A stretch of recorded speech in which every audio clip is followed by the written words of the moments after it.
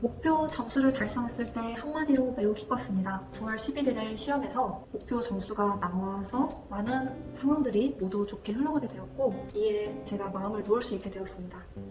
안녕하세요. 저는 광주과학기술원에 재학 중인 안지원입니다.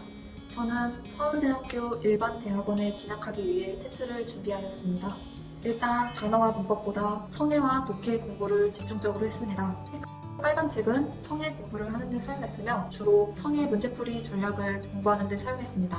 빨간 책에서 제공하는 듣기 파일은 탭스 청해에 익숙해지기 위해 밖에서 이동 중일 때도 계속 들었으며 문제를 풀 때에는 실전처럼 풀기 위해 A4 용지에 풀었습니다. 파란 책은 독해 공부를 할 때 사용했습니다. 문제풀이를 한 후에 틀린 문제와 맞은 문제를 각각 분석하여 왜 틀렸는지, 왜 맞았는지 스스로 공부했습니다. 그럼에도 계속 점수가 나오지 않자 저는 그 원인이 실전 경험이 부족하다고 생각되어서 스쿨에서 출판되는 탭과 공식 기출 문제집을 풀었습니다.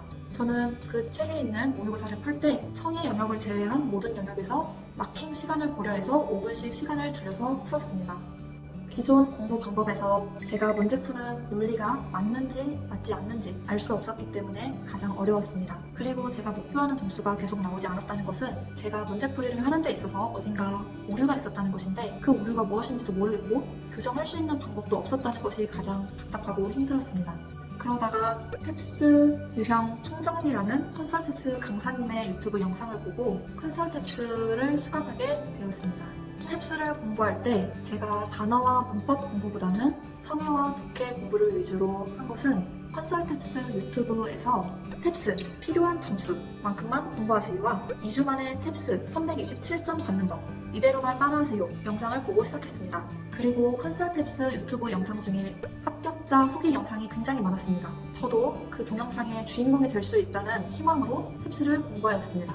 수강 후에 가장 달라진 공부법은 문제의 목적에 따라 문제를 풀 수 있게 되었다는 점입니다. 이전까지 저는 탭스 문제를 풀 때 단순히 듣고 단순히 읽고 별 생각 없이 맞는 말인 것 같은 선지를 정답으로 선택하는 공부를 했었습니다. 그런데 컨설탭스를 수강하고 난 후에는 문제마다 각각의 목적이 있고 그 목적에 따라 문제를 풀어야 한다는 것을 배웠으며 이는 저도 모르는 저만의 잘못된 문제풀이 방법 그리고 생각들을 교정하게 해주었습니다. 그리고 이는 바로 점수 상승으로 이어졌습니다.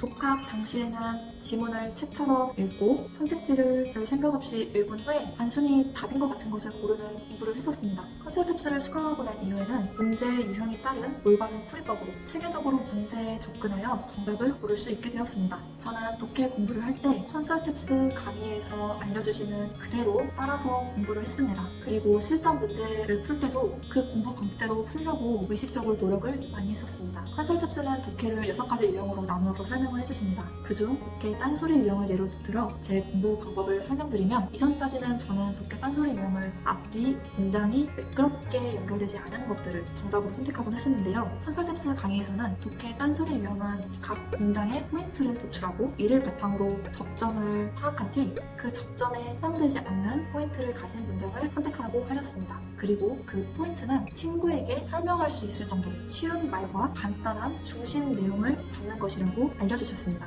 저는 이를 바탕으로 독해 공부를 하여 독해 딴소리 유형을 모두 맞출 수가 있었습니다. 그리고 다른 유형도 마찬가지로 공부를 했고 이는 독해 점수가 50점 상승하는데 많은 영향을 주었습니다.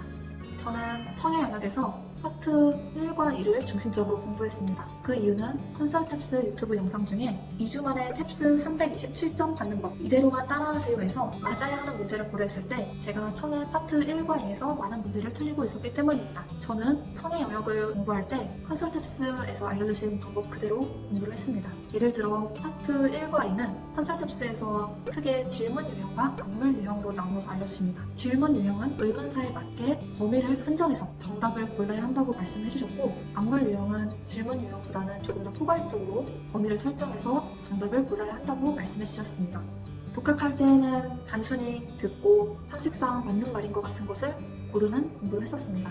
그리고 청해에서 제가 점수가 나오지 않는 이유를 제가 탭스 청이 아직 익숙하지 않아서 혹은 탭스 문제풀이 특성상 문제를 풀고 바로 마킹하고 문제 풀고 마킹하고 그런 것 때문에 제 집중력이 흐트러져서 문제를 잘 풀지 못하는 것으로 생각을 했습니다. 컨설 탭스를 수강을 한 후에 문제를 들을 때 범위를 설정하고 그에 맞춰서 정답을 고르게 되었고 특히 안물 유형에서 더 포괄적으로 범위를 설정해야 한다는 것은 정말 제가 청의 점수에서 점수를 올리는데 도움이 많이 되었던 것 같습니다. 저만의 탭스 공부 팁은 컨설 탭스 유튜브 영상이었던 것 같습니다. 컨설 탭스 유튜브 영상 중 2주 만에 탭스 327점 받는 법 이대로만 따라하세요와 같은 특정 기간 내에 특정 점수를 따기 위해 공부해야 하는 것들을 알려주는 영상은 정말 많이 보게 되었습니다. 그 이유는 어떤 시험이든 공부할 수 있는 시간은 그러니까 물리적인 시간은 한정이 되어 있고 그리고 탭스 같은 경우 그 시간을 어떻게 어느 부분에 집중하느냐가 목표 점수를 이루는 데 큰 영향을 주는 것 같습니다.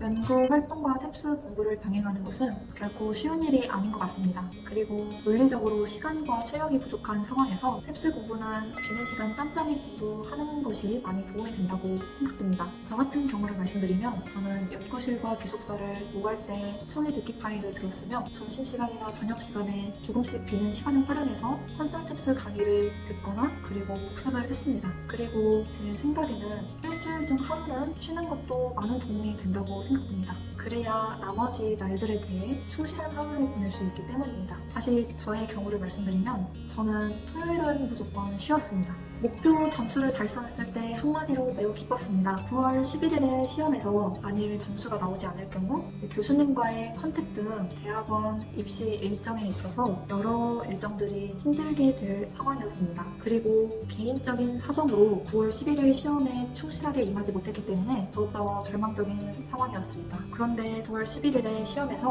목표 점수가 나와서 많은 상황들이 모두 좋게 흘러가게 되었고 이에 제가 마음을 놓을 수 있게 되었습니다. 성적 정체, 공부 시간 부족 등으로 고민에 빠진 분들에게 저는 끝까지 포기하지 말라고 말씀을 드리고 싶습니다. 왜냐하면 저도 끝까지 포기하지 않았기 때문에 점수가 나왔고 일단 간절한 만큼 열심히 하시면 모두 다 점수가 잘 나올 것이라고 생각이 됩니다. 화이팅입니다.